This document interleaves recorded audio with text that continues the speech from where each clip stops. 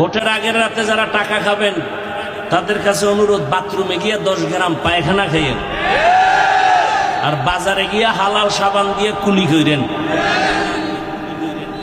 এরপরও যদি দেখেন একটু লজ্জা হয়। আমার লুঙ্গিতে গোবর লাগছে, গোবর চিনেননি? গোবর ঢাকার থেকে বিমানে আসে। হ্যাঁ, গোবর পাক না না পাক বলেন? আচ্ছা, লুঙ্গিতে গোবর লাগার পরে এখন এটা পাক করতে হলে কি লাগবে বলেন? পানি। অচেনা পথে আসছি, এখন পানি খুঁজতে খুঁজতে খুঁজতে খুঁজতে একজনে মুসাফের ঘাম ছুটে গেছে, পানি পায় না। তো একজনে কয়, তুমি এত মেহনত করো, ঘাম কি? বা লুঙ্গিতে গোবর লাগছে তো ভাই, পানি তালাশ করি ধোয়ার জন্য। আরে পানি এত দূরে তালাশ করো কেন? নিজের কাছেও তো পানি আছে, আছে না নাই?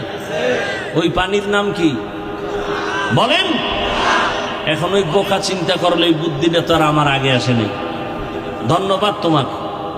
সে প্রস্রাবের পানি দিয়া গোবরকে ধুইয়া ফেললো। জানা থাকলে বলেন কি সুন্দর পরিষ্কার হলো, পবিত্র হলো। কি হলো? নাপাক আরো ছড়াইয়া গেল বলেন? তাহলে গোবরের নাপাক প্রস্রাব দিয়া ধুইলে নাপাক যায় না আরো ছড়ায়?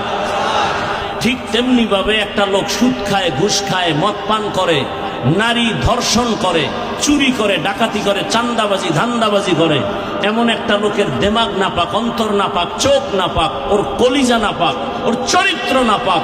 একে যদি বলেন আমাকে সমাজটারে পাক করো, ওই গোবর দিয়া, গোবর প্রস্রাব দিয়া ধুইলে যেমন নাপাক ছড়ায়, গাঞ্জাখোর সুদখোর দিয়া সমাজ পবিত্র বানাবার স্বপ্ন দেখলে সমাজ আরো নাপাক হয়। আল্লাহ হেদায়াত দান করুন, আল্লাহ হেদায়াত দান করুন।